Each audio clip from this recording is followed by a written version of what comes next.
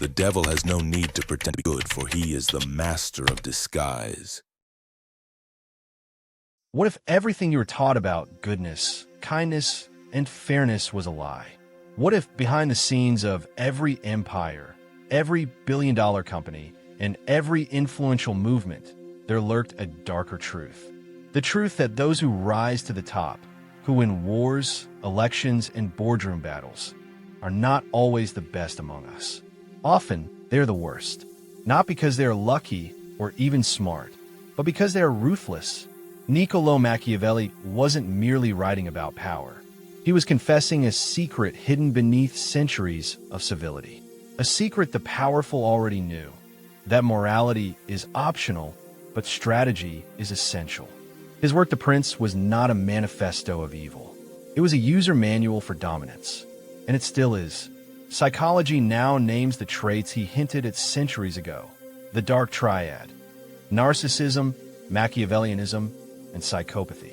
These are not just clinical labels. They are evolutionary weapons. Those who possess them don't play by the rules. They rewrite them. And while the rest of us are busy trying to do the right thing, they are climbing over us to seize the throne. This video is not about celebrating evil. It is about understanding it. Because if you don't see the shadows, they will swallow you. Part 1. Narcissism, the mask of grandeur. Narcissism is the seductive face of evil. It smiles, it flatters, it draws you in, and when it's done, it leaves you questioning your reality. Let's be clear, we all have narcissistic tendencies. Confidence, pride, ambition, they serve a purpose. But clinical narcissism is a personality disorder. It's a fragile ego wrapped in gold, desperate for worship, terrified of rejection. The narcissist believes they are unique, special, destined, and they expect the world to reflect that belief. When it doesn't, they rage, or if they punish. One of the most iconic examples in history is Napoleon Bonaparte. Born to a modest Corsican family, he rose to become Emperor of France. Not because he was born into royalty, but because he believed he should rule.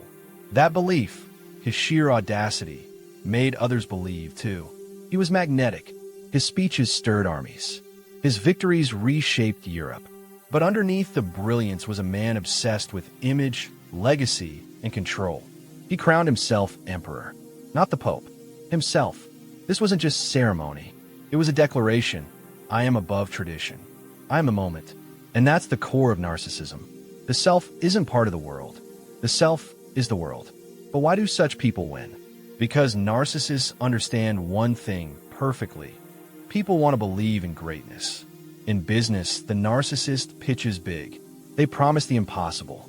They wear the suit, flash the smile, and exude certainty.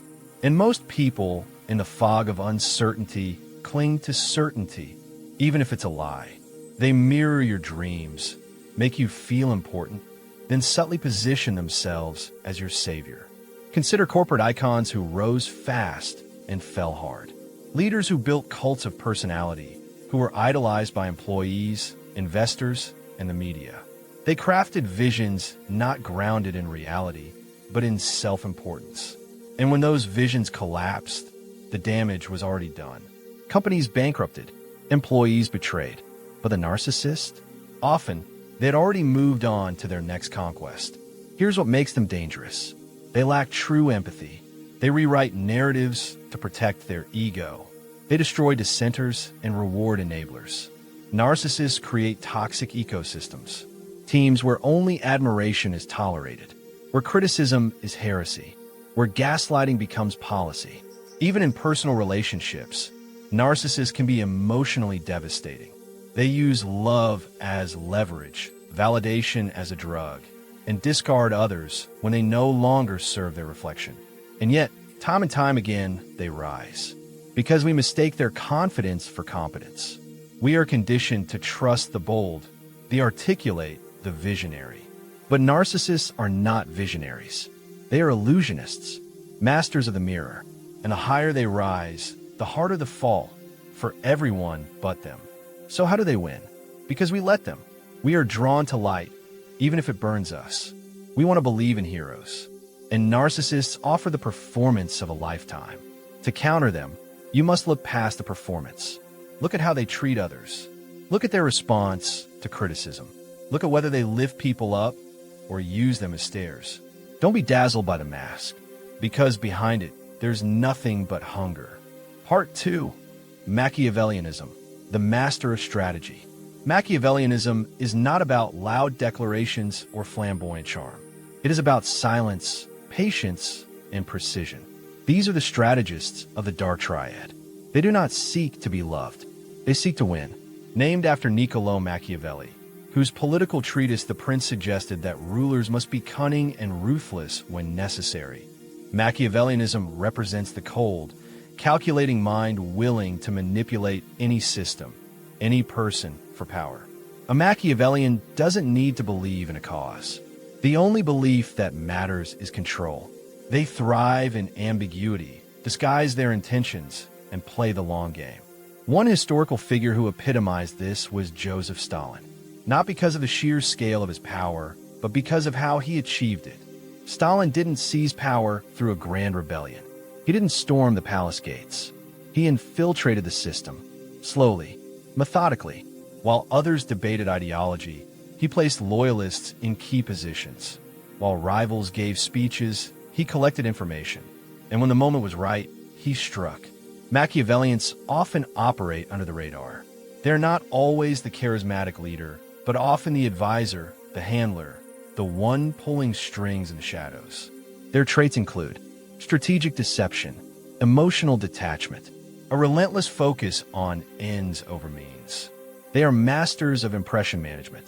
They will tell you what you want to hear, do what they must in secret, and always maintain plausible deniability.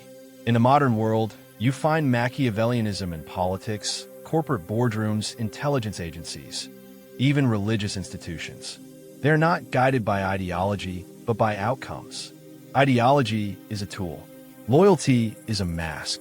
So why do they win? Because most people are short-sighted. Because most people believe what they see, not what's being hidden. Because we confuse civility with sincerity. While we play checkers, they play chess. And they're thinking 12 moves ahead. Machiavellians understand that perception is power. They let others take credit when it benefits them. They take blame only when it strengthens their image. They exploit divisions, whisper lies, and sow just enough doubt to make you question your allies. And when everything crumbles, they emerge untouched, ready to rebuild in their image. How do they manipulate? By appealing to your desires, by feeding your fears, by appearing neutral while others fight. They're not emotional. They're efficient. In toxic workplaces, the Machiavellian may never raise their voice, but they orchestrate chaos with subtle moves. They might pit employees against each other, leak just enough information to provoke a reaction, or sabotage without fingerprints. Their moral compass doesn't spin. It doesn't exist. To defend yourself, look for patterns, not in what they say, but in what always seems to happen when they're around. Who gets promoted? Who gets isolated? Who always seems a step ahead? Machiavellians rely on your trust. Break that. They rely on your assumptions. Question them. They rely on your passivity. Act. If narcissists win through illusion, Machiavellians win through manipulation. They are harder to spot, but far more dangerous, because by the time you see them, they've already won. Part 3. Psychopathy, the fearless predator. If narcissists crave attention and Machiavellians crave control, psychopaths crave nothing. And that is what makes them terrifying.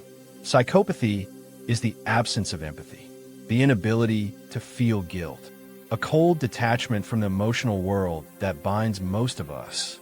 Psychopaths are not all serial killers. Many never commit violent crimes, but they are often behind the most destructive decisions in business, politics, and finance. Because they do what others won't. Not because they're brave, but because they're unburdened by conscience. Pablo Escobar is one of the clearest examples. He wasn't just a drug lord. He was a myth maker, a manipulator, a master of psychological warfare. He built schools and hospitals to gain loyalty, then bombed airplanes and murdered judges to maintain power. He could charm a room, smile for a photo, and order an assassination 5 minutes later. No remorse, no hesitation. Psychopaths are fearless in risk, apathetic to suffering, charming when needed.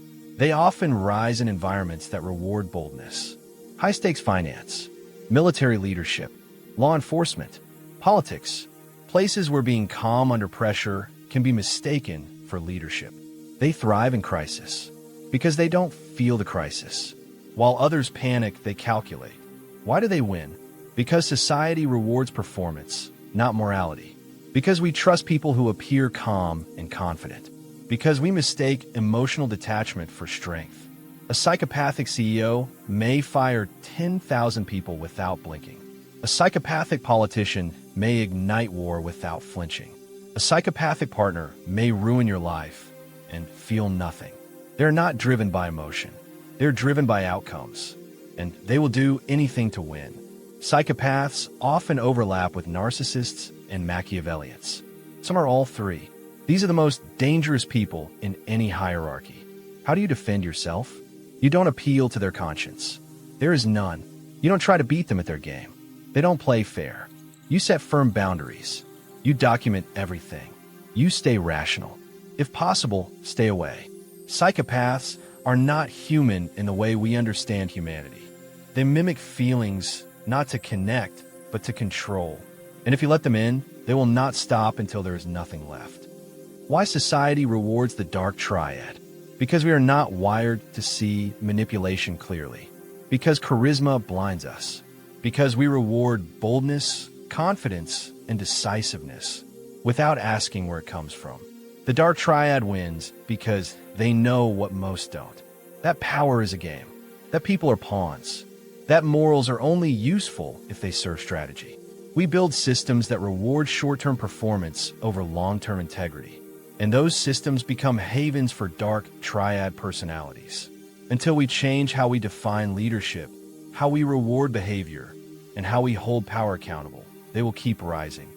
How to defend yourself. 1. Educate yourself. Learn the traits. Narcissists seek admiration.